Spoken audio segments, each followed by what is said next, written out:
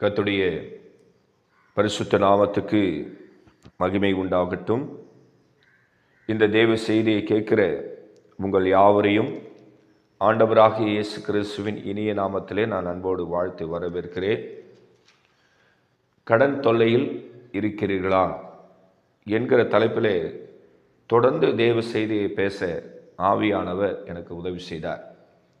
இந்த தேவ செய்தியை கேட்ட தமிழ்நாடு மற்றும் வெளிநாட்டில் இருக்கிற அநேக தேவனுடைய பிள்ளைகள் தொடப்பட்டு ஜெப உதவியை என்னிடத்தில் கேட்டார்கள்.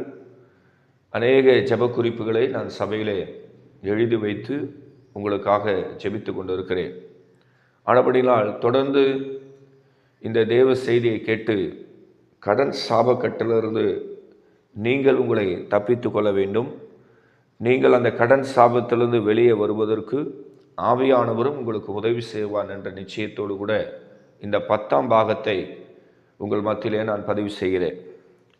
முழுவதுமாக இந்த தேவ செய்தியை கேளுங்க. ஏன்னா ஒரு தேவ செய்தியை நீங்கள் பாதி கேட்டிங்களா அதில் ஆவியானுடைய பாரம் உங்களுக்கு புரியாது. அதனால் முழுவதுமாக இந்த தேவ செய்தியை கேளுங்க. நம்ம சேனலுக்கு நீங்கள் சப்ஸ்கிரைப் பண்ணுங்கள், லைக் பண்ணுங்கள், உங்களுடைய ஜெப குறிப்பை கமெண்ட் பாக்ஸில் பதிவு பண்ணுங்கள். தயக்கப்படாதீங்க. உங்களுக்கு என்ன பிரச்சனை இருக்குது, எவ்வளோ ப்ராப்ளம் இருக்குதுன்னு சொல்லி நீங்கள் அந்த கமெண்ட் பாக்ஸில் பதிவு பண்ணால் நான் அதை ஜெப குறிப்பை எடுத்துக்கின்னு தேவ சமூகத்தில் உங்களுக்காக இரவும் பகலும் ஜெபம் பண்ணுவேன். ஓகேங்களா? அப்படி இல்லை உங்களுக்கு அந்த கமெண்ட் பாக்ஸில் என்னுடைய கடன் பிரச்சனையை தெரியப்படுத்த எனக்கு ஒரு மாதிரி ஷையாக இருக்குது அப்படின்னு சொன்னீங்கன்னா நீங்கள் வெறும் ப்ரைஸலோட ஆமேன்னு சொல்லி போட்டுங்க. ஓகேங்களா? அப்போ நான் அதை குறித்து வச்சுக்கின்னு உங்களுக்காக அன்னையிலேருந்து ஆண்டவர் சமூகத்தில் ஜெபம் பண்ண நான் கடமைப்பட்டு இருக்கிறேன். தேவ நாமத்துக்கு மகிமை உண்டாகட்டும். இந்த கடன் தொல்லையில் இருக்கிறீர்களா என்கிற செய்தி கடன் தொல்லையோடு இருக்கிற ஜனங்களை தூக்கி நிறுத்தும் என்று நான் விசுவாசிக்கிறேன். ஏன்னா கடன் வாங்கிட்டீங்கன்னா நீங்கள் மரணத்தோடு கூட போராடி கொண்டு இருப்பீங்க. வாழ்வதா சாவதா என்கிற ஒரு நிர்பந்தமான ஒரு சூழ்நிலைக்கு சாத்தா அவங்கள தள்ளிடுவான். பொதுவாகவே எனக்கு எப்படி கடன் ஆச்சு, நான் எப்படி கடன் வாங்கினேன்னு எனக்கே தெரியலன்னு நிறைய பேர் சொல்லுவாங்க. இது உண்மையாக பொய்யாங்க? ஒருவேளை இந்த தேவ செய்தியை கேட்குற நீங்கள் கூட எனக்கு எப்படி கடன் வந்தது, எப்படி வாங்கினேன் என்பது எனக்கு இன்னும் கூட புரியல, புரியாமலே இத்தனை வருஷம் நான் வட்டிக்கு மேலே வட்டி கட்டினே இருக்கிறேன், இந்த கடன் சாபத்திலேருந்து எப்போ தான் நான் வெளியே வருவேன்னு சொல்லி நீங்கள் புலம்பிக் கொண்டு அழுது கொண்டு இருந்தால் இன்றைக்கு அருமையானவர்களே பரிசுத்த ஆவியானவர் உங்களை ஆற்றி தேற்றி தைரியப்படுத்துவார். முதலாவது ஒரு வசனத்தை நீங்கள் வாசிங்க, என்னோடு கூட நீங்கள் வாசிங்க. அந்த வசனத்தில் ஆவியானவர் என்ன சொல்கிறாருன்றதை பாருங்கள். நீதிபதிகள் புஸ்தகம் 22ஆம் அதிகாரம் 7வது வசனத்தை குறித்து கொள்ளுங்க. வாசிக்கிற கவனிங்க. ஐஸ்வர்யவான் தர்தரனை ஆளுகிறான், கடன் வாங்கினவன் கடன் கொடுத்தவனுக்கு அடிமை என்று எழுதப்பட்டிருக்கு. ஓகேங்களா? இந்த வசனத்தை நீங்கள் அண்டர்லைன் பண்ணிங்க, குறித்து கொள்ளுங்க. உங்ககிட்ட வேதாகமம் இருந்தால் நீங்கள் திறந்து அந்த வசனத்தை பாருங்கள். அதில் என்ன போட்டிருக்குது, அதனுடைய மீனிங் என்ன அப்படின்னு நீங்கள் தெளிவாக பாருங்கள். கடன் வாங்கினவன் கடன் கொடுத்தவனுக்கு அடிமை. அப்போ நீங்கள் சரியாக ஆவியில் கண்டுபிடிக்கணும். என்ன கண்டுபிடிக்கணும்னா, நம்ம கடன் வாங்கிட்டோம், ஏதோ ஒரு அடிமைத்தனத்தில் போய் நம்ம சிக்கிக்கணும். ஓகேங்களா? அப்போ நம்ம அடிமைத்தனத்தில் இருக்கிறோம், அதை முதல்ல ஆவியில் உணருங்க. அப்போ தான் அந்த கடன் பிசாசை நீங்கள் கட்டுக்கட்டி ஜெபிக்க முடியும். ஏன்னா அவங்கள கடன் வாங்க வச்சதே பிசாசு தான். நல்லா கவனிங்கம்மா. நீங்கள் சொல்கிறீங்க என்னோடய குடும்பத்தில் 1000 கஷ்டம் இருந்தது, எங்கள் வீட்டுக்காருக்கு வேலை இல்லை, எனக்கும் நல்ல வேலை கிடையாது, வீட்டில் எங்கள் 2 பேருக்கும் உடம்பு வர சரியில்லை, இதனால் பிள்ளைங்க இருக்குது, வீட்டு வாடகை கட்டணும், கரண்ட் பில் கட்டணும், கேஸை புக் பண்ணணும், பைக்குக்கு பெட்ரோல் போடணும், வாங்கின கடத்துக்கு வட்டி கட்டணும், தொழிலுக்காக சில சமயம் பணம் தேவைப்பட்டுச்சு, இதுக்கெல்லாம் நான் வாங்கினேன் அப்படின்னு நீங்கள் சொல்லின்னு இருக்கிறீங்க. அது கரெக்டு தான். ஆனால் அந்த பொருளாதார நெருக்கடி உண்டாக்கி உங்களை கட்டி அடிமைத்தனத்துக்குள்ளே உங்களை தள்ளி இன்னைக்கு உங்களை சாகடிக்க சாத்தான் பார்க்குறான். இதை முதல்ல தெளிவாக புரிஞ்சுங்க. அப்போது உங்களை இந்த நிலைமைக்கு கொண்டு வந்த அந்த சாத்தானை நீங்கள் ஜெபத்தில் கண்டுபிடிச்சி அவனை சாகடிக்கணும். இன்னும் வளர விட்டிங்கன்னா உங்கள் உயிருக்கே ஆபத்து. அந்த கடன் பிசாசை நீங்கள் வளர விடவே கூடாது. இப்போ பொதுவாக உலகத்தில் ஒரு பழமொழி இருக்குது. என்ன பழமொழி சொல்லுங்கள்? விளையும் பயிரை முளையில கிள்ளணும் அப்படின்னு பெரியவங்க சொல்லுவாங்க. கவனிங்க, மறுபடியும் கூட நான் அந்த பழமொழியை உங்களுக்கு ஞாபகப்படுத்துகிறேன். உலகத்தில் பெரியவங்க அனுபவிச்சவங்க சொல்லுவாங்க. என்ன சொல்லுவாங்க? விளையும் பயிரை முளையிலே கிள்ளணும். பார்த்தீங்களா? விளையிற பயிரை முளையிலே கிள்ளிடணும். அப்போ கிள்ளிட்டா அது வளராது.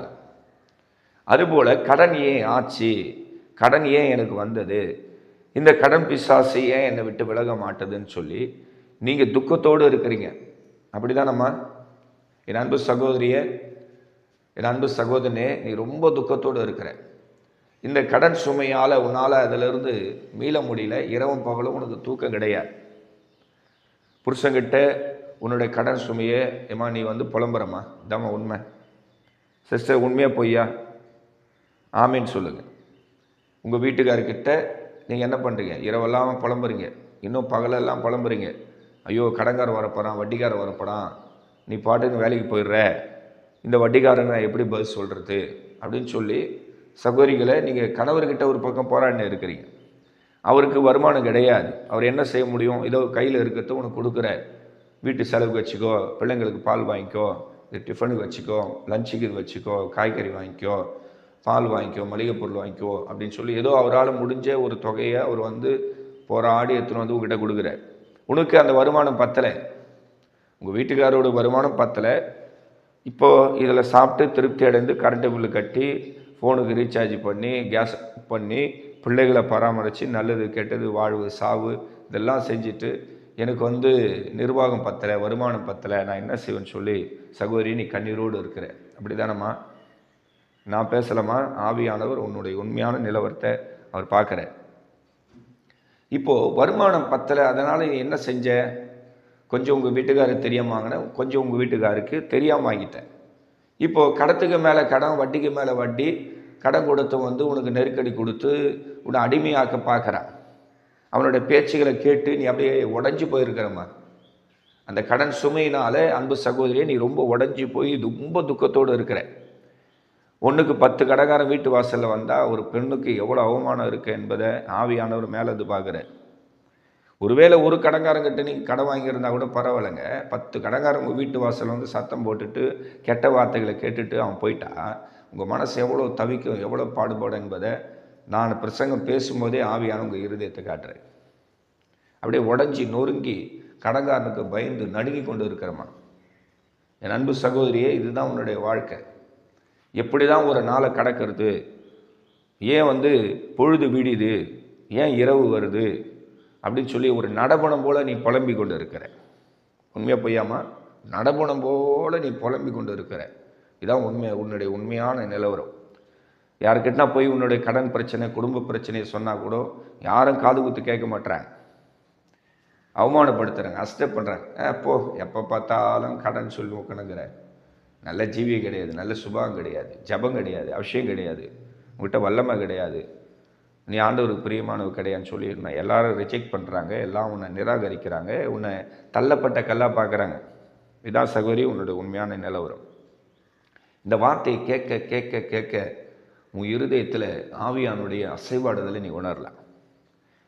ஆண்டவருக்கு இதெல்லாம் எப்படி தெரியும், இந்த போதகரை வச்சு இப்படி பேசுகிறான்னு சொல்லி உன்னோட உடம்பே கூட சிலிர்க்கலாம். பரிசுத்த ஆவியானவர் உன் கூட தான் இருக்கிறார். உன்னை பார்த்து ஆண்டவர் சொல்கிறாரு, என் மகளே நீ கலங்காத, என் மகளே நீ கலங்காதுன்னு சொல்லி பரிசுத்த ஆவியானவர் உன்னை ஆற்றி தேற்ற நீ இருக்கிற அந்த ரூமில் பரிசுத்த ஆவியானவர் அசைவாடுற. அவரோடு நீ பேசுமா, உன் வேதனை சொல்லு. ஆண்டவரே, எனக்கு இவ்வளோ கடன் இருக்குது, இந்த உலகமே என்னை பரியாசம் பண்ணுது, எல்லாரும் என்னை கைவிட்டாங்க, எனக்கு உதவி செய்ய அண்ணன் தம்பி கூட கிடையாதுப்பா, எங்கள் வீட்டுக்காருக்கும் உடம்பு சரியில்லை, பிள்ளைங்களும் சின்ன பிள்ளைங்க, அவங்க போய் வருமானத்தை தேடி எனக்கு கொண்டு வந்து தர அளவுக்கு அவங்களுக்கு வயசும் கிடையாது, அனுபவம் கிடையாது. ஆண்டவரே, இந்த கடன் சுமையினால் நான் ரொம்ப நொந்து போய் உடஞ்சி போய் நொறுங்கி போய் கடன்காரனுக்கு இரவும் பகலும் பயந்துன்னு இருக்கிறேன்ப்பா, என்னால் ஜெபம் பண்ண முடியல, என்னால் ஆண்டவரே சோத்திர வேதத்தை திறந்து வாசிக்க முடியலன்னு சொல்லி உங்கள் பாரத்தெல்லாம் இப்போ ஆவியானவர்கிட்ட கொட்டுக்குமா. கர்த்தர் கேட்குறாரு, உனக்கு எவ்வளோ கடன், ஏன் இப்படி அழுதுன்னு இருக்கிறேன்னு ஆவியானவங்களை விசாரிக்க வர. என் அன்பு சகோதரியே, ஏசப்பா உன்னை விசாரிக்க வராருமா. தேம்பி தேம்பி தேம்பி இரவெல்லாம் நீ அழுதுதை கர்த்தர் பார்க்குற. அந்த கடன்காரனுடைய முகம் உன் கண்ணு முன்னாடி வந்து போயினே இருக்கு. அவனை நினச்சி நினச்சி நினச்சி நினச்சி வேதனைப்பட்டுக்கினே இருக்கு. எப்போ தான் அந்த பிரச்சனை மாறும், எப்போ தான் எனக்கு விடிவு காலம் வரும், எப்போ தான் என் கண்ணீர் துடைக்கப்படும் சொல்லி ரொம்ப ரொம்ப வேதனைப்பட்டுன்னு இருக்கிறவன். பரிசுத்த ஆவியானவர் இன்றைக்கு உன்னை ஆற்றி தேற்றி தைரியப்படுத்துவார். ஒரு வேதத்தில் ஒரு சம்பவத்தை எல்லா சகோதர சகோதரிகளுக்கும் நான் சொல்ல விரும்புகிறேன். மோசே காலத்தில் ஒரு சம்பவம் நடக்குது. மோசே காலத்தில் ஒரு சம்பவம் நடந்துன்னு இருக்குது. மோசே என்ன பண்ணுறான், பார்வோன்கிட்ட போய் பேச ஆரம்பிக்கிறான். என்ன பேசுகிறான், என்னுடைய ஜனங்கள் அடிமைத்தனத்தில் இருக்கிறாங்க, என்னுடைய ஜனங்களை பார்வோனை நீ விட்டுடு அப்படின்ற ஒரு தகவலை மோசே கொண்டு போய் பார்வோனுக்கு அறிவிக்கிறான். பார்வோனுக்கு அறிவித்த அடுத்த நிமிஷமே பார்வோனுடைய நடவடிக்கை என்ன தெரியுமா உங்களுக்கு? என்ன சொல்லுங்க? பார்வோனுடைய அடுத்த நடவடிக்கை என்னங்க? எகிப்து தேசத்தில் நடந்த சம்பவம் என்ன பார்த்தீங்களா? நீங்கள் யாத்ராம புஸ்தகத்தை எடுத்து பார்த்தீங்கன்னா தெளிவாக ஆவியானவர் ஒவ்வொரு வசனத்திலையும் அந்த ஈவில் ஸ்பிரிட் ஆகிய பார்வோன் செய்த செயல்களை ஆண்டவர் எழுதி வச்சிருக்கிறார். இப்போது மோசே போய் முதல்ல பார்வோன்கிட்ட நாங்கள் கர்த்தரை ஆராதிக்கணும், என்னுடைய ஜனத்துடைய அடிமைத்தனத்திலிருந்து அவங்கள விடுவித்து நான் கானான் தேசத்துக்கு என் ஜனங்களை கொண்டு போக கர்த்தரை என்னை ஏற்படுத்தி இருக்கிறாரு, ஜனங்களை விட்டுடு, கர்த்தருக்கு நாங்கள் ஆராதனை செய்யணும்னு சொல்லி மோசே வந்து பார்வோன்கிட்ட பேச ஆரம்பிக்கிறார். தேவநாமம் மையப்படட்டும். இந்த சரித்திரத்தை நீங்கள் யாத்திராகமம் 5ஆம் அதிகாரத்திலிருந்து பார்க்கலாம். இந்த 5ஆம் அதிகாரத்தில் மோசே போய் என்ன செய்கிறான், இந்த பார்வோன் ராஜா கிட்ட பேசின சரித்திரம் எழுதப்பட்டிருக்குது. உங்கள் கையில் வேதாகம் இருக்குமானால் இப்போ ஜெபத்திலே கூட நீங்கள் வேதத்தை கையில் எடுங்க. ஏன் இதை நான் சொல்ல வரேன்னா, உங்களோட வருமானத்தை தடை பண்ணது யார், உங்களை கடன் வாங்க வச்சது யார், உங்கள் மேலே இந்த கடன் சுமையை சுமத்தினது யார் அப்படின்றத ஆவியானவர் வசனத்தை கொண்டு தரிசனமாக உங்களோடு கூட ஆவியானவர் என் மூலியமாக பேசுவார் என்று விசுவாசிக்கிறேன். கர்த்தருக்கு ஸ்தோத்திரம். பாருங்கள், உங்கள் வீட்டுக்குள்ளே ஏன் கடன் பிரச்சனை வந்தது, அந்த கடன் பிசாசு ஏன் உங்கள் வீட்டுக்குள்ளே இருக்குது, அந்த வட்டிக்கு மேலே வட்டியை நீங்கள் கட்டி இப்போ உடஞ்சி நொறுங்கி போயிருக்கிறதுக்கு என்ன காரணம், யார் தான் இப்படி கட்டி வச்சுருக்கிறாங்க அப்படின்ற பலவிதமான குழப்பத்துக்கு கேள்விக்கு இங்கே தாங்க விடை இருக்குது. நீங்கள் வேதத்தை எடுங்க, யாத்திராகமம் 5ஆம் அதிகாரத்தை பாருங்கள். அதில் 1 அப்படியே வாசிங்களேன். 1 நீங்கள் வாசிக்கும் போது மோசே ஆரோன் பார்வோன் இடத்துல போகிறாங்க. இஸ்ரவேல் தேவனாகிய கர்த்தர் வனாந்தரத்திலே எனக்கு பண்டிகை கொண்டாடும்படி என் ஜனங்களை போக விட வேண்டும் என்று சொல்கிறார் என்றார்கள். பார்த்தீங்களா? அதற்கு பார்வோன் என்ன சொல்கிறான், நான் இஸ்ரவேலை போக விட கர்த்தரின் வார்த்தை கேட்கிறதுக்கு அவர் யாரு, நான் கர்த்தரை அறியே, நான் இஸ்ரவேலை போக விட மாட்டேன். பார்த்தீங்களா? நீங்கள் கர்த்தரை ஆராதிக்கன்னு சொல்லி ஜனங்களை விட்டுற சொல்கிறீங்க. லட்சக்கணக்கான ஜனம் இருக்குது, வேலை நல்லா போயின்னு இருக்குது, அவங்க உழைச்சி செங்கல் அறுத்து வயலில் வேலை செஞ்சு சுமந்து எனக்கு நிறைய லாபம் வருது, அவங்கள நான் அடிமையாக பிடிச்சி வச்சுருக்கிறேன், அவங்களே என்னுடைய நாட்டில் அடிமையாக தான் இருக்கிறாங்க, காலங்காலமாக அவங்க அடிமையாக தான் இருக்கிறாங்க, அவங்க சுமக்கிறவங்க. இப்போது வந்து கர்த்தரை ஆராதிக்கணும் ஒரு புது கதையை வந்து மோசே ஆரோன் நீங்கள் சொல்ல வந்துருக்கிறீங்களே, நான் ஜனங்களை போக விட மாட்டேன். பார்த்தீங்களா அவனோட ஈவில் ஸ்பிரிட்டு. பிறகு மோசே மறுபடியும் அந்த பார்வோன் ராஜா கிட்ட பேசுகிறான். பேசிட்டு மோசே ஆரோனும் வந்துடுறாங்க.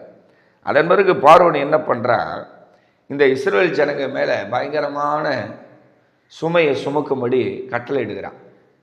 ஆளோட்டிகளை வர வச்சு, அதாவது யாரெல்லாம் இஸ்ரவேல் புத்திரரை வேலை வாங்குறாங்களோ அந்த எகிப்தியர்களை கூப்பிட்டு இந்த பார்வோன் என்ன செய்கிறான், இது போல் நீ இனிமேல் ஜனங்களை சும்மா விடாத, இன்னும் அதிகமான வேலையை சுமத்து அவங்களுக்கு கதிரை கூட கொடுக்காத, அவங்களுக்கு சாப்பாடை கூட கொடுக்காத, அவங்களுக்கு வேண்டிய ஆகாரத்தை ஆயத்தப்படுத்திட்டோன்னு சொல்லி வருமானத்தை பிசாசு இங்கே தடை பண்ணதை நீங்கள் பாருங்கள். அல்லேலூயா. இப்போது 5வது வசனத்தை யாத்திராகமம் 5ஆம் அதிகாரம் 5ஆம் வசனத்திலிருந்து நீங்கள் ஒவ்வொரு வசனத்தை பாருங்கள், நான் வாசிக்கிறேன். பின்னும் பார்வோம், இதோ தேசத்தில் ஜனங்கள் மிகுதியாக இருக்கிறார்கள், அவர்கள் சுமை சுமக்கிறதை விட்டு ஓய்ந்திருக்கும்படி செய்கிறார்களே என்றார். அன்றியும் அந்நாளிலே பார்வோன் ஜனங்களின் ஆளோட்டிகளையும் அவர்கள் தலைவரை நோக்கி, செங்கல் வேலைக்கு நீங்கள் முன்பு போல இனி ஜனங்களுக்கு வைக்கோல் கொடுக்க வேண்டாம், அவர்கள் தாங்களே போய் தங்கள் வைக்கோல் சேர்க்கட்டும், அவர்கள் முன் செய்து கொடுத்த கணக்கின்படி செங்கல் செய்யும்படி சொல்லுங்கள், அதனாலே நீங்கள் ஒன்றும் குறைய வேண்டாம். சோம்பலாக இருக்காங்க, அதனால தான் கர்த்தரை ஆராதிக்க போகிறாங்கன்னு சொல்லி அடுத்தடுத்த வசனங்கள் பேசுது. பாருங்கள், உங்களுக்கு லைவாக நான் சொல்கிறேன். இப்போது ஏற்கனவே இவங்க எகிப்து தேசத்தில் இஸ்ரேல் புத்திரர்கள் அடிமையாக இருக்கிறாங்க. சுமக்கணும், செங்கலாக இருக்கணும், இரவும் பகலும் இந்த டியூட்டி தான் செய்யணும். இதில் கர்த்தரை ஆராதிக்க விடு அப்படின்னு சொன்ன மாத்திரத்தில் இன்னும் சுமையை சுமக்கிறான். பார்த்தீங்களா? அதாவது சுமையை சுமக்க வைக்கிறான். யாரையும் இந்த பார்வோன்ற இந்த பொல்லாதவன். இந்த பொல்லாத ராஜா என்ன பண்ணுறான், ஜனங்களை இனிமேல் இன்னும் சும்மா இருக்க விடாத, இன்னும் சுமையை எவ்வளோ பாரத்தை அவங்க சுமக்க முடியுமோ அவ்வளோ பாரத்தை அவங்கள சுமக்க வைக்கோலும் கொடுக்காத, சாப்பாட்டுக்கு அவங்களுக்கு வழியே இல்லாமல் ஆக்கிடு.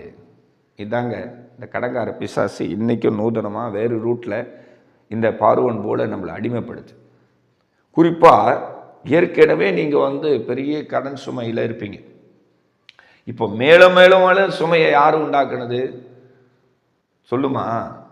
என் அன்பு சகோதரனே சகோதரியே, ஏற்கனவே கடனை உன்னால் தாங்க முடியல, வாங்கின கடத்தை கட்ட முடியல, கடன் கொடுத்தவன் தாறுமாறாக பேசுகிறான், கெட்ட வார்த்தை கேட்டு உன்னை ரொம்ப கஷ்டப்படுத்தி இருக்கிறான், நீ உடஞ்சி நொறுங்கி போயிருக்கிற. இப்போ அந்த கடத்தை அடைக்கிறதுக்கு இன்னொரு இடத்துல இன்ட்ரெஸ்ட்டுக்கு வாங்கி நீ அந்த கடனை அடைக்க முடியுமா? அப்போ மேலும் மேலும் மேலும் மேலும் நீ சுமையோடு, கடன் சுமையோடு, பாரத்தோடு, கண்ணீரோடு, பயங்கரமான கஷ்டத்தோடு கூட நீ இருக்கிற. தேவநாமத்துக்கு மகிமை உண்டாகட்டும். கர்த்தருக்கு ஸ்தோத்திரம். அருமையானவர்களே, இந்த யாத்திராகமம் 15ஆம் அதிகாரத்தை நீங்கள் அப்படியே தரிசனம் பார்த்து நீங்கள் ஆவியில் நிரம்பணும். நீங்கள் நல்லா ஜெபிக்கணும். அப்போ தான் உங்கள் மேலே சுமையை சுமத்தும்படி கொண்டு வந்த அந்த சாத்தானுடைய கிரிகள் அழியும். ஏன்னா கடன் என்பது ஒரு சாபக்கட்டு என்பதை தெளிவாக நீங்கள் புரிஞ்சுங்க. கடன் என்பது ஒரு சாபக்கட்டு, அது ஒரு அடிமைத்தனம். அந்த அடிமைத்தனத்தின் நுகத்தை நீங்கள் உடைக்கணும். அதுக்கு தான் ஆவியானது என் மூலியமாக இன்றைக்கு உங்களோட சுவிசேஷம் பேசின்னு இருக்கிறேன். ஸோ இந்த வசனங்களெல்லாம் நீங்கள் பார்க்கும்போது அப்போ நீங்கள் ஏதோ ஒரு கட்டில் ஒரு அடிமைத்தனத்தில் இருக்கிறோம், ஸோ இதிலிருந்து நம்மளால் வெளியே வர முடியல, லாக் ஆகிட்டு இருக்கிறோம் அப்படின்றத முதல்ல கண்டுபிடிங்க. ஏன்னா கடன் ஏன் ஆச்சு, நான் எப்படி வாங்கினேன் எனக்கே தெரியல, நீங்கள் சொல்ல இருக்கிறீங்களா? வட்டிக்கு மேலே வட்டி கட்ட முடியல, இனி நான் சாகிறது தான் சரியான முடிவு அப்படின்னு சொல்லி நீங்கள் முடிவு கூட எடுத்துகிட்டு இருக்கலாம். ஆனால் உன் நினைவுகள் என் நினைவுகள் அல்ல, உன் வழிகள் என் வழிகள் அல்ல என்று ஆண்டவர் இயேசையா தீர்க்கதரிசி காலத்தில் சொல்லிட்டார். அதனால் நீங்கள் ஒரு தவறான முடிவை எடுப்பீர்களானால் அது சரியான முடிவாக இருக்காது. ஏன்னா உங்கள் சுயத்தில், உங்கள் மாம்சத்தில் அந்த கடங்கார பிசாசு கொடுத்த ப்ரெஷரில், அவன் கேட்ட கெட்ட வார்த்தை, நீங்கள் பட்ட அவமானத்தில் நீங்கள் ஒரு தவறான முடிவு எடுக்கிறீங்க. தயவு செய்து அந்த தவறான முடிவிலிருந்து வெளியே வந்துருங்க. ஏன்னா ஆண்டவர் உன் நினைவுகள் என் நினைவுகள் அல்ல, உன் வழிகள் என் வழிகள் அல்லன்னு சொல்லிட்டார். அப்படி இருக்கும்போது நீங்கள் ஒரு தவறான வழியில் போய் இந்த கடங்கார பிசாசுக்கிட்ட மாட்டின்னு இருக்கிறீங்க. அந்த கடங்கார பிசாசு பார்வோன் போல உங்களை கட்டி உங்களுக்கு வருமானமே வரக்கூடாது, நீங்கள் அரிசி வாங்கக்கூடாது, பருப்பு வாங்கக்கூடாது, காசு கொடுத்து எந்த பொருளும் வாங்கக்கூடாது, பால் முதல் கொண்டு நீங்கள் பயன்படுத்துகிற எல்லா பொருளும் கடத்தில் தான் இருக்கணும், மல்லிக்கடைக்கு போய் ஒரு நோட்டு போட்டு அதில் டெய்லி அக்கௌண்ட் வச்சு தான் நீங்கள் வாங்கணும் அப்படின்னு பிசாசு பயங்கர சதி பண்ணிட்டு இருக்குது. புரியுதா உங்களுக்கு நான் சொல்கிறது? நல்லா பாருங்களேன், ஒரு வீட்டை எடுத்து பாருங்களேன். அவங்க பால் கடை வாங்குவாங்க, டெய்லி பால் எடுத்துகிட்டு போடுவாங்க. பார்த்தீங்களா? டெய்லி பாலை கொண்டு போடுவாங்க. அது ஒரு அமௌண்ட்டு போயின்னு இருக்கும். அதுக்கப்புறம் இந்த சிஸ்டர் என்ன பண்ணணும், காலையில் தூங்கி எழுந்தணும், ஒரு நோட்டு ஒன்று கையில் எடுத்துக்கும், நேராக மளிகை கடைக்கு போகும். அதில் ஏற்கனவே பல நாள் வாங்கின அந்த கடத்தை டேட்டோடு அந்த மளிகை கடைக்காரன் எழுதி வச்சுருப்பான். இப்போ இன்றைக்கி போய் ஒரு பால் வாங்கும், ஒரு டீ தூள் வாங்கும் அந்த பொண்ணு, ஒரு ஷாம்பு வாங்கும், சோப்பு வாங்கும், வீட்டுக்கு தேவையான சில மளிகை பொருளை அங்கே வாங்கிட்டு ஒரு 500 300 கடன் வாங்கியிருக்கோம். அந்த கடத்தை அந்த சின்ன நோட்டில் எழுதிடுவாங்க. இப்படி டெய்லி அந்த மளிகை கடைக்கு இந்த நோட்டை எடுத்துன்னு போவோம். யோசனை பண்ணி பாருங்கள்.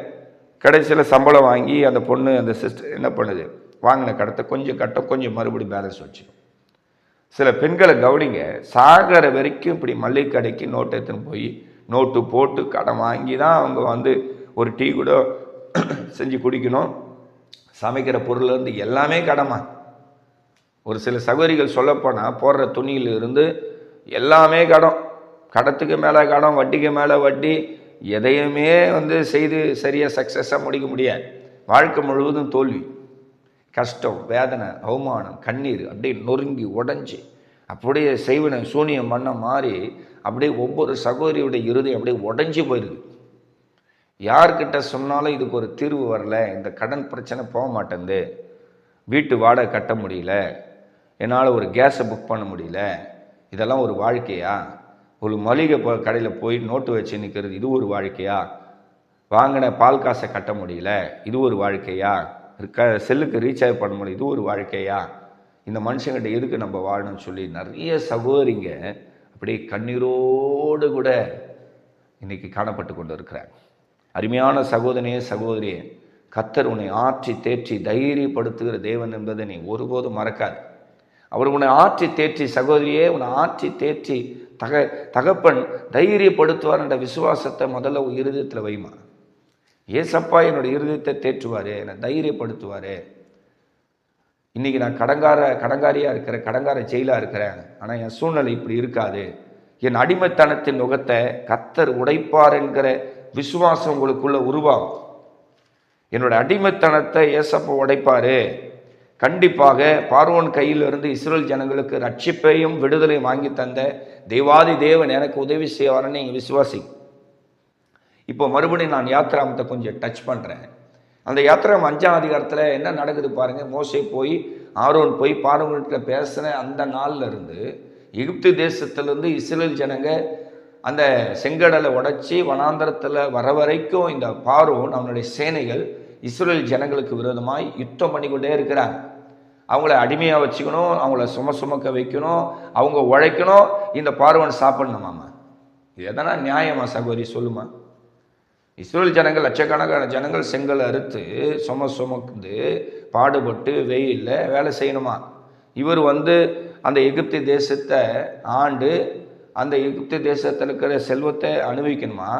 இதில் பார்வோன் சில பெரிய பெரிய பட்டணங்களை கட்டுறான்.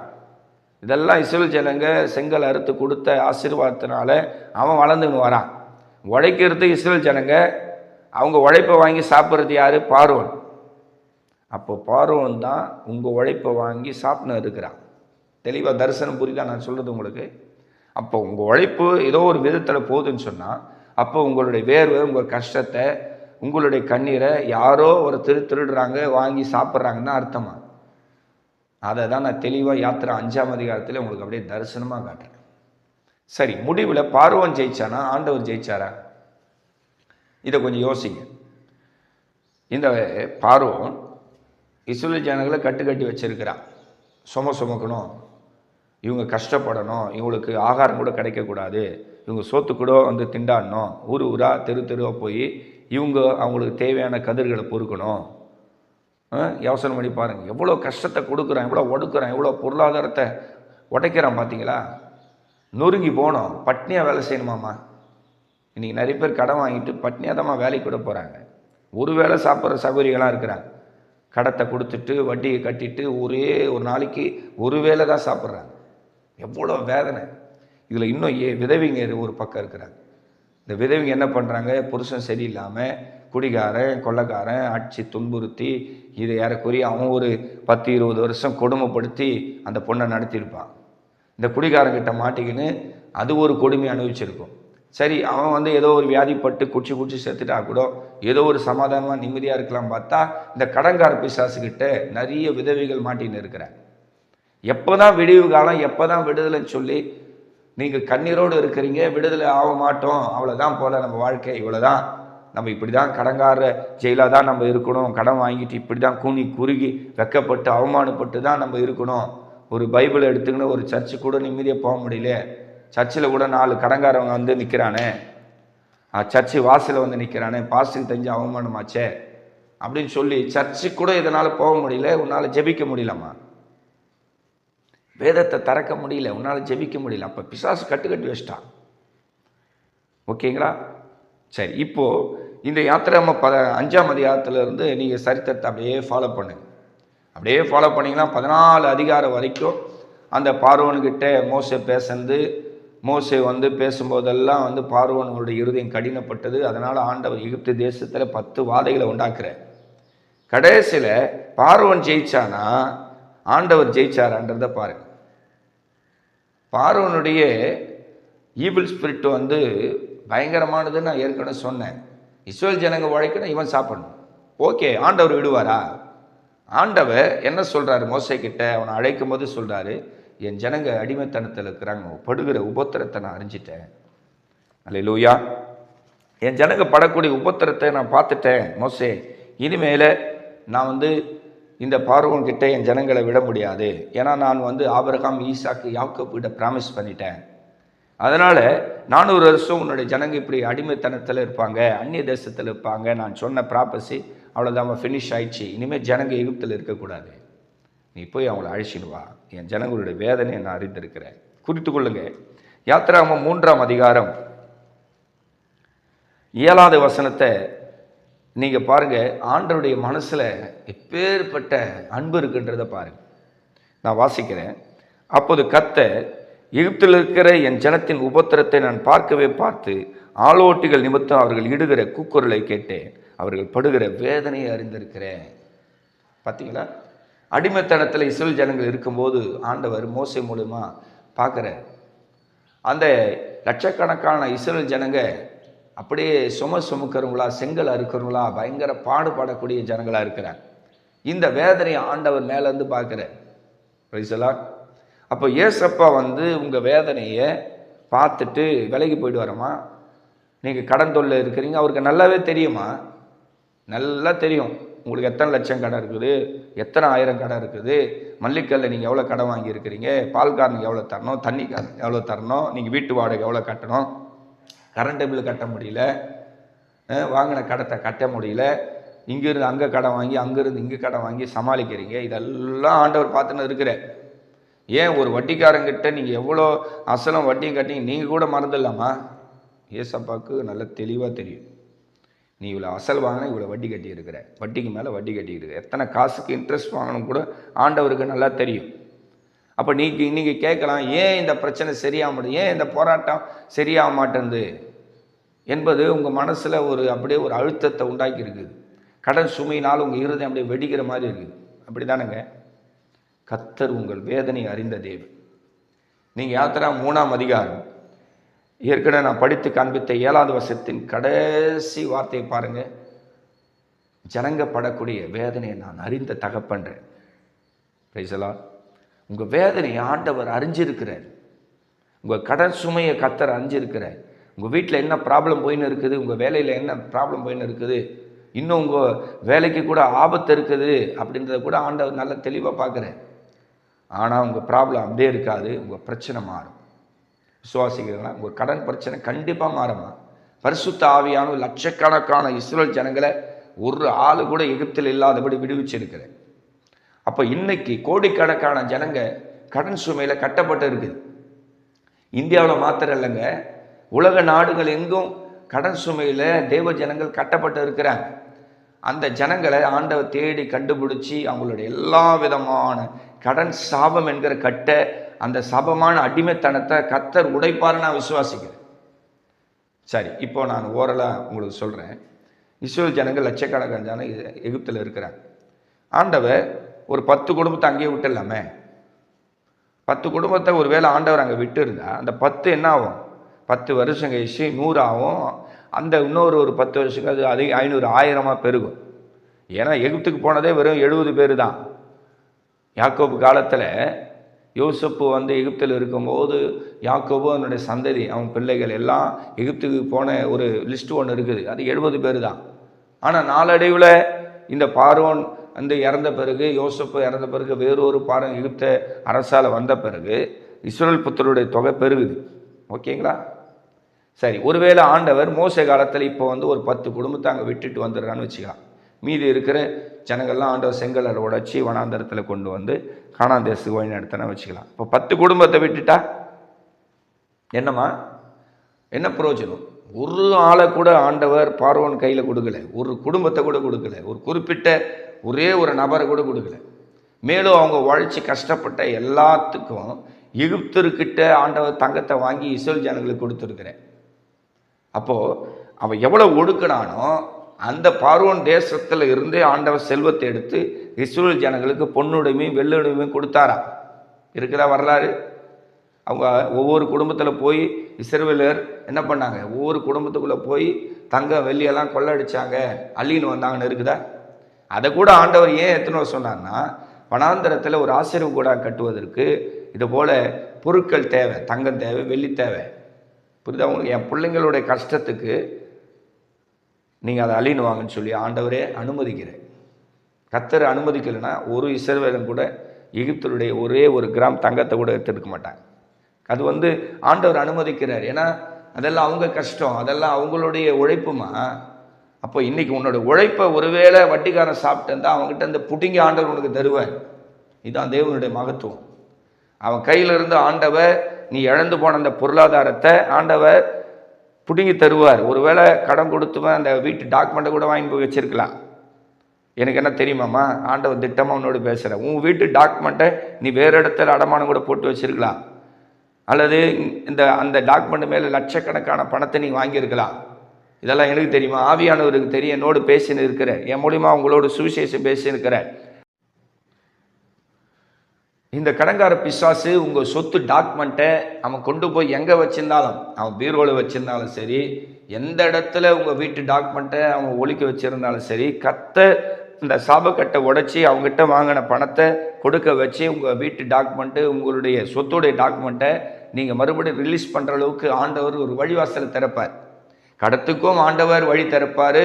நீங்கள் வாழ்வாதாரத்துக்கு தேவையான பொருளாதார ஆசீர்வாதத்தையும் தருவார், நல்ல வருமானத்தை தருவார், நல்ல சரீர பலத்தை தருவார். ஏன்னா நீங்கள் கர்த்தரை ஆராதிக்கிறீங்க, வெக்கப்பட்டு போக மாட்டீங்க. நீங்கள் கர்த்தரை ஆராய்க்கிறதால ஒருபோதும் நீங்கள் வெக்கப்பட்டு போக மாட்டீங்க. அதனால் நீங்கள் உள்ளத்தில் நினைக்கிற எல்லாவற்றையும் கர்த்தர் பார்க்குற. உங்கள் இருதயத்தில் என்ன வேதனை இருக்குது, உங்களோட வருமானத்தில் என்ன தடை இருக்குது, உங்கள் வேலை ஸ்தலத்தில் என்ன பிரச்சனை இருக்குது, உங்கள் வீட்டு டாக்குமெண்ட் என்ன ஆச்சு, உங்கள் கையில் இருந்த நகையெல்லாம் இப்போ எங்கே இருக்குது, பேங்க்கில் இருக்குது, சேட்டுக்களில் தூங்கின்னு இருக்குது, எல்லாமே ஆண்டவருக்கு தெரியும். ஒவ்வொரு நாளும் நீ புழு போல துடிக்கிற, கடன் சுமையினால் கண்ணீர் விட்டு கொண்டு இருக்கிறம்மா. எப்போ தான் என்னோடய வீட்டுக்கு ஆசீர்வாதம் வரும், என் சூழ்நிலை எப்போ மாறும், எனக்கு எப்போ வருமானம் பெருகும் அப்படின்னு சொல்லி ரொம்ப ரொம்ப ரொம்ப ரொம்ப துக்கத்தோடு இருக்கிற. அப்படி தானே உன் ப்ராப்ளம்? உங்களுடைய சொந்த சகோதரம் போல் உங்களுக்காக நான் இப்போ ஜெபிக்க போகிறேன். ஆண்டவர் எகிப்து தேசத்தில் இருக்கிற எல்லா இஸ்ரவேல் ஜனங்களுக்கும் ஆண்டவர் ரட்சிப்பு தந்தார். அந்த பார்வோனுடைய ரதங்களையும் ஆண்டவர் சிவந்த சமுத்திரத்தில் கவிழ்த்து போட்டார். அதுபோல் அந்த கடன் பிசாசை ஆண்டவர் சமுத்திரத்தில் தள்ளி போடுவார். அந்த கடன்கார பிசாசை இன்னைக்கு நான் அதட்ட போகிறேன். தயவு செய்து நீங்கள் இப்போது முழங்கால் போடுங்க, வைராக்கியமாக போடுங்க. உங்களால் முழங்கால் போட முடியல, ஜெபிக்க முடியல, பிசாசு கட்டு வச்சான், கடன் சும்மா இருக்குது, இதெல்லாம் இருக்கட்டும் ஒரு பக்கம். கர்த்தருக்கு நீங்கள் முதல் தரத்தை கொடுங்க. உங்கள் முழங்கால்களை முடங்குங்க, கண்ணை மூடுங்க, ஆண்டவர் நோக்கி கேளுங்க. ஆண்டவரே, எகிப்து தேசத்திலே இஸ்ரவேல் ஜனங்க லட்சக்கணக்கான ஜனங்க அடிமைத்தனத்தில் இருந்தாங்க. என்னைக்கு உங்களை ஆராதிக்கணும்னு சொல்லி மோசே போய் கேட்டார், அன்னிலிருந்து அவங்களோட வருமானத்தை அவன் முடக்கினான். ஆண்டவரே, அவங்களோட உழைப்பை வருஷ கணக்கில் பார்வன் தான் மடக்கி வச்சான், அவங்க வருமானத்தை அவன் தான் மடக்கி வச்சான். ஆனால் அந்த கட்டை நீங்கள் உடைச்சிங்களே, ஒரு இஸ்ரவேல் புத்திரரு கூட அந்த எகிப்தில் ஆண்டவர் விடாதபடி எல்லா இஸ்ரவேலரையும் ஆண்டவரே நீங்கள் கட்டு உடைச்சி வெளியே கொண்டு வந்தீங்களே, அதுபோல் ஆண்டவர் நானும் கடன் என்கிற அடிமைத்தனத்தில் பிசாசு கட்டில் இருக்கிற, பிசாசு பிடியில் இருக்கிற என்னையும் என்னோட குடும்பத்தையும் நீங்கள் ரட்சிக்கணும்னு சொல்லி தேவ சமூகத்தில் நீங்கள் முழங்கால் போடுங்க. உங்களுக்காக நான் அதிக வைராக்கியத்தோடு உங்களோட சொந்த சகோதரம் போல நான் ஜெபிக்க போகிறேன். பரிசுத்த ஆவியானவர் இன்றைக்கு அந்த கடன் பிசாசு, அந்த பார்வோன் ஆவியை, உங்கள் கஷ்டத்தை வாங்கி சாப்பிட்ற அந்த பார்வோனுடைய ஈவில் ஸ்பிரிட்டை தரத்த போகிறேன். உங்கள் வீட்டில் இப்போ நீங்கள் முழங்கால் நின்று இருக்கிறீங்க, கண்ணீர் விட்டு கொண்டு இருக்கிறீங்க. இந்த கடன்ங்கிற சாபக்கட்டு எப்போ உடையன்னு பார்த்துன்னு இருக்கிறீங்க. இப்போ உடைய போகுது, விசுவாசிக்கிறீங்களா? உங்கள் ஃபோனை அவுட் ஸ்பீக்கரில் வச்சுருங்க, உங்கள் ஃபோனை அவுட் ஸ்பீக்கரில் வச்சுருங்க. ஒருவேளை உங்ககிட்ட ஏதாவது சவுண்ட் பாக்ஸு இந்த மாதிரி ஹோம் தேட்டர் எதுனா இருந்தானா இதை அப்படியே நீங்கள் கனெக்ட் பண்ணிவிடுங்க. ஏன்னா இப்போ நான் ஜெபிக்க போகிறேன். உங்கள் வீட்டுக்குள்ளே, உங்கள் எல்லைக்குள்ளே இருக்கிற எல்லா கடன் பிசாசு இந்த ஜெபத்தை கேட்ட மிரண்டு ஓட போகுது. பரிசுத்த ஆவியானவர் பலமாக இறங்க போகிறார். விசுவாசிக்கிறீங்களா? நீங்கள் அபிஷேகம் பெற்றிருந்த ஆவியில் நிரம்புங்க. அபிஷேகம் பெறலைன்னா பரவாயில்ல, நல்ல கண்ணீரோடு ஜெபிங்க, உப்பு கொடுத்து ஜெபிங்க. இப்போ நான் உங்களுக்காக ஜெபிக்க போகிறேன். ஏன்னா உங்கள் வீட்டுக்குள்ளே ஏதோ ஒரு சாபக்கட்டு இருக்கலாம். உங்கள் வருமானத்தை தடை செய்கிற அந்த சாபக்கட்டு கூட உங்களுக்கு விரோதமாக கிரியை செய்து உங்களை கடன் வாங்க வச்சு உங்களை கட்டி வச்சிருக்கலாம். இப்போ இந்த சத்தத்தை கேட்டு பரிசுத்த ஆவியானவர் இறங்கி பேசின வார்த்தையின்படி இஸ்ரவேல் ஜனங்களை கட்டு உடைச்ச அதே தேவன், இஸ்ரவேலின் தேவன் இன்றைக்கு உங்களுக்கு இறங்க போற. ஜெபிக்கலாமா? எங்களை அதிகமாக நேசிக்கிறதான அன்பின் பரிசுத்த பிதாவே, தேவ செய்தியை கேட்ட நம்முடைய பிள்ளைகளுக்காக ஜெபிக்கிறேன். ஆண்டவரே, கண்ணீரோடு கடந்தொல்லையோடு பயங்கர ஆண்டவரை சுமைகளோடு கூட ஆண்டவரே உங்களுடைய சமூகத்தை நோக்கி பார்க்கிற நம்முடைய பிள்ளைகளுக்காக நான் ஜெபிக்கிறேன். ஆண்டவரே, பரிசுத்த ஆவியானவர் ஆண்டவர், அன்றைக்கு இஸ்ரவேல் ஜனங்கள் ஆண்டவர் எகிப்து தேசத்திலே சுமை சுமக்கிறவர்களாய் செங்கல் அறுக்கிறவர்களாய் இருந்தாங்க. ஆண்டவர் கர்த்தரை ஆராதிக்க வேண்டும் என்று மோசே போய் கேட்ட உடனே இன்னும் ஆண்டவர் வேலையை சுமத்தினான். ஆண்டவரே வைக்கோலை கொடுக்காம தடை செஞ்சிட்டான். அவங்க சாப்பாடு கூட திண்டான்னு சொல்லி அந்த பார்வோனுடைய ஈவில் ஸ்பிரிட்டை எடுத்து இன்றைக்கு நான் ஆண்டவர் சத்தியமாக சுவிசேஷமாக பேசுகிறேன். சத்தியத்தை கேட்ட ஒவ்வொருடைய இறுதியும் இன்றைக்கு ஆண்டவரே ஒரு கொதிக்கிற எண்ணெயில் போட்ட ஆண்டவரே ஸ்தோத்திரம், ஒரு பொருள் போல ஆண்டவரே இந்த கடன் சுமையினால் இறுதியும் ஆண்டு கொதித்து கொண்டு இருக்குது. ஆண்டவரே, இந்த கடன்காரனை நினைச்சு ஆண்டவர் இறுதியும் புண்ணா இருக்கிறதப்பா. இப்போது பரிசுத்த ஆவியானவர் மனுஷனுடைய காயத்துக்கு நீர் மருந்தா இருக்கிறீர், நீர் உணவா இருக்கிறீர், நீர் அபிஷேகம் நிறைந்த தேவனா இருக்கிறீர். உம்மால செய்ய முடியாத அதிசயமான காரியம் ஒன்றுமில்லை ஆண்டவரே. பரலோக தகப்படை இப்போது ஆண்டவர் கண்ணீரோடு கடன் தொல்லையிலிருந்து விடுதலை கேட்கிற ஒவ்வொருவருக்கும் நீர் விடுதலை தருவீராக. இஸ்ரவேல் ஜனங்களுக்கு ஆண்டவர் நீ விடுதலை தந்த தேவன். ஆண்டவரை பார்வோன் கையிலிருந்து பெரிய ரட்சிப்பை தந்த பெரிய தேவன். இன்றைக்கு இந்த யூடியூப் மூலியமாக தேவ செய்தியை கேட்ட என் அன்பு சகோதரிக்கா ஜெபிக்கிறேன், என் அன்பு சகோதரனுக்கா ஜெபிக்கிறேன். இன்றைக்கு பரிசுத்த ஆவியானோட பிரசனம் ஆண்டவரை நான் ஜெபிக்கிற அந்த ஜெப சத்தத்தை கேட்டு ஆண்டவர் அந்த வீட்டுக்குள்ள இருக்கிற கடன் பிசாஸ் என்கிற அந்த சாத்தானை, அந்த பார்வோன் ஆவியை நீர் துரத்துவீராக. இப்போது வல்லமை ஆண்டவர் துரத்தட்டும், அபிஷேகம் துரத்தட்டும் ஆண்டவர். இந்த ஜெப சத்தத்தை கேட்டவுடனே இனிமேல் ஆண்டவரே நம்முடைய பிள்ளைகளுக்கு விரோதமாய் அந்த கடன்கார பிசாசு வந்து இவங்களை கட்டக்கூடாது. அது மாத்திரமில்லை ஆண்டவரே, இவங்களுக்கு நல்ல வருமானத்தை தாங்க ஆண்டவரே. இவங்களுடைய கையின் பிரயாசங்களை நீங்கள் ஆசீர்வதிங்க ஆண்டவர். சங்கீதத்தில் இங்கே சொன்னீங்க 128ஆம் சங்கீதம் 2வது வசனத்தில், உன் கையின் பிரயாசங்களை நீ சாப்பிடுவாய், உனக்கு பாக்கியம் நன்மை உண்டாயிருக்குன்னு சொன்னீரே. இன்றைக்கு ஆண்டவரே கடன் சுமையில கட்டப்பட்டிருக்கிற ஒவ்வொருக்கும் அந்த வாக்குத்தத்தை நிறைவேறட்டும். உன் கைகளும் பிரயாசங்களை நீ சாப்பிடுவாய், உனக்கு பாக்கியம் நன்மை உண்டாயிருக்குன்னு சொன்னீரே. இப்போது கையின் பிரயாசங்களை தடை செய்த எல்லா கட்டுகளை கர்த்தர் உடைப்பீராக. அபிஷேகம் ஆண்டவர் உடைக்கட்டும். அபிஷேகத்தினால் அந்நிய நுகங்கள் உடைந்து போகும் என்று பார்க்கிறோமே. இப்போது ஆண்டவரே தேவ ஜனங்களுக்காக நான் ஜெபிக்கிறேன். இந்த யூடியூப்ல ஆண்டவரே தேவ செய்தியை கேட்ட ஆண்டவர் கேட்டுக்கொண்டு இருக்கிற ஜெப குறிப்பை என்னிடத்தில் கொடுத்த யாவருக்காக ஜெபிக்கிறேன். இன்றைக்கு கடன் சுமையோடு கண்ணீரோடு துக்கத்தோடு ஆண்டவர் கையில ₹1 கூட இல்லாம உங்களுடைய சமூகத்துக்கு கூட வர முடியாம, காணிக்கை கூட போட முடியாம கண்ணீரோடு உடைஞ்சு போயிருக்கிற நம்முடைய பிள்ளைகளுக்கு நீர் நல்ல சமாரியனா இறங்கி வாங்க ஆண்டவரே. நீ காயம் கட்டுகிற தகப்பனா இறங்கி வாங்க ஆண்டவரே. ஸ்தோத்திரம். நல்ல சமாரியன் ஆண்டவர் அந்த சப்ஜெக்ட்ல ஆண்டவர் அந்த ஓமையில நாங்கள் பார்க்கிறோம். ஒருவன் குத்துவீராய் இருந்தானே, அப்படிதான் இன்னைக்கு கடன் வாங்கிட்டு தேவ ஜனங்கள் குத்துவீரா இருக்கிறாங்க. நீங்க வாங்கப்பா, நீங்க இறங்குங்க, உங்களுடைய இறக்கம் இறங்கி வரட்டும். நீங்க தான் எண்ணெய் ரசத்தை கொண்டு வந்து காயம் கட்டுகிற தேவன். இன்றைக்கு உங்களுடைய பிள்ளைகளை காயம் கட்டுவீராக ஆண்டவரே. அடியனுடைய ஜெபம் உடைய சமூகத்தில் பேசப்படட்டும் ஆண்டவருடைய சமூகத்தில் போய் சேரட்டும் ஆண்டவர். பதில் அனுப்பித்தாங்க. இவங்க ஆண்டவர் என்கிட்ட சொல்லணும், யூடியூப்ல உங்க செய்தியை கேட்டேன், யா கர்த்தர் என்னை தொட்டாரு, என்னுடைய கடன் பாரத்தை எனக்கு உணர்த்தினாரு. இப்போ பார்வோன் போல பிசாசு, இந்த கடன்கார பிசாசு என்னை கட்டு வச்சு என்னோட கடன் சுமையை எனக்கு கொடுத்து என்னோட வருமானத்தை அவன் வாங்கி சாப்பிட்றான், கர்த்தர் ஆனால் விடுவிப்பார்னு சொல்கிற செய்தியை நான் கேட்டேன் யான்னு சொல்லி அநேகர் ஆண்டவர் தொலைபேசியில் அழைத்து ஜெப உதவி கேட்கலாம்ப்பா, நீங்கள் உதவி செய்யுங்க. இப்போது ஜெபித்த யாவரும் ஆசீர்வதிக்கப்படட்டும். அவங்க வருமானம் பெருகி குடும்பமாய் அவங்க பிளஸ்ஸிங்காய் மாறி ஆண்டவர் ஆராதிக்கட்டும். தடையில்லாமல் ஆராதிக்கிறதுக்கு இந்த கடன் என்பது ஒரு தடையாக இருக்குது அப்பா. இந்த கடன் என்பது ஒரு தடையாக இருக்குது. அந்த தடையை உடைத்து அவருடைய ஜனங்களை விடுவித்து அந்த விடுதலையோடு ஆராதிக்க நீங்கள் உதவி செய்யுங்க. வாங்கின எல்லா கடத்தையும் அடைக்க நீங்கள் வழி தரங்க. கர்த்தரால் இவர்கள் ஆசீர்வதிக்கப்படுவர்களாக. என் அன்பு சகோதரி ஆசீர்வதிக்கப்படட்டும் ஆண்டவரே. என் அன்பு சகோதரன் ஆசீர்வதிக்கப்படட்டும். தகப்பன் உயர்த்துவீராக ஆண்டவரே. இந்த தேவ செய்தியை இம்மட்டுமாய் பேச ஜெபிக்க ஆண்டவரே நீர் எனக்கு இரக்கம் பாராட்டினே. ஒன்று கூடி எங்களை தாழ்த்தி வெறுமையாக்குறோம். இயேசுவின் நாமத்தில் பிதாவே, ஆமென். என் ஆத்துமாவே கர்த்தரை ஸ்தோத்திரி, என் முழுமே பரிசுத்தநாமத்தை ஸ்தோத்திரி. என் ஆத்துமாவே கர்த்தரை ஸ்தோத்திரி, கர்த்தர் செய்த சகல உபகாரங்களை மறவாதே. ஸ்தோத்திரம். கர்த்தருடைய நாமத்துக்கு மகிமை உண்டாகட்டும். தொடர்ந்து இந்த யூடியூப்பில் வெளியிடும் எல்லா தேவ செய்தியை நீங்கள் கேட்கும்படி உங்களை அன்பாக வேண்டுகிறேன். இவ்வளோ நேரம் இந்த தேவ செய்தியை கேட்டதுக்கு உங்களுக்கு நான் நன்றி சொல்கிறேன். கர்த்தர் உங்களை ஆசீர்வதிப்பாங்க, உங்கள் வருமானம் பெருகும். கண்டிப்பாக அந்த கடன் பிசாசை நீங்கள் ஜெயிக்கிறவர்களுக்கு கர்த்தர் உங்களுக்கு கிருபை தருவார். ஓகேங்களா? கவலைப்படாதீங்க. உங்களுக்கு ஏதாவது மன கஷ்டம், குழப்பம் இருக்குது, உங்களுக்கு கவுன்சிலிங் தேவை, உங்களுக்கு ஜெப உதவி தேவைன்னு சொன்னால் என்னுடைய நம்பர் அந்த யூடியூப்லேயே இருக்கும், அந்த டிஸ்கிரிப்ஷனில் இருக்கும். சரிங்களா? அதில் நீங்கள் பார்த்து என்னை அழைக்கலாம், ஜெப உதவி கேட்கலாம், ஜெப உதவி சொல்லலாம். இல்லை அப்படின்னா நீங்கள் உங்களோட ப்ரேயர் ரிக்வெஸ்ட்டை நீங்கள் கமெண்ட் பாக்ஸில் தெரியப்படுத்தலாம். இன்னொன்று கூட உங்களுக்கு சொல்லிக் கொடுக்குறேன். நீங்கள் என்னுடைய நம்பரை எடுத்து வாட்ஸ்அப்பில் நீங்கள் எங்கே இருக்கிறீங்க, உங்கள் பேர் என்ன, உங்களுடைய கடன் தொகை எவ்வளோ அப்படிலாம் கூட நீங்கள் தாராளமாக ஊழியக்காருக்கு அனுப்பலாம். நீங்கள் அப்படி அனுப்புனீங்கன்னா நான் உங்களுக்கு என்னுடைய சர்ச்சில் ஒரு நோட்டு இருக்குது, பெரிய நோட்டு, லாங் சைஸ் நோட்டு, அது ஜப குறிப்பு எழுதுகிற நோட்டு. தேவ சமூகத்தில் இரவும் பகலும் எப்போவுமே ஆண்டவர் சமூகத்தில் இருக்குது. அதில் உங்கள் ஊர் பேர், உங்களுடைய கடன் சுமை எவ்வளோன்னு சொல்லி எழுதி உங்களுக்காக நான் ஜெபிப்பேன். ஓகேங்களா? அதனால் தொடர்ந்து இந்த யூடியூப்பில் நீங்கள் பார்க்குற எல்லா வார்த்தைகளும் கேட்டு நீங்கள் ஆவியில் பலப்படணும். தற்கொலை பண்ணி யாரும் சாகக்கூடாது. ஒரு ஆத்தும பாரத்தோடு தான் தேவ செய்தியை நான் வெளியிட்டுன்னு இருக்கிறேன். அதனால் இந்த சேனலில் ஏற்கனவே ஒரு 9 பாகம் நான் பேசியிருக்கிறேன். இந்த கடன் சப்ஜெக்டை பற்றி பேசியிருக்கிறேன். நீங்கள் அதையும் கேளுங்க.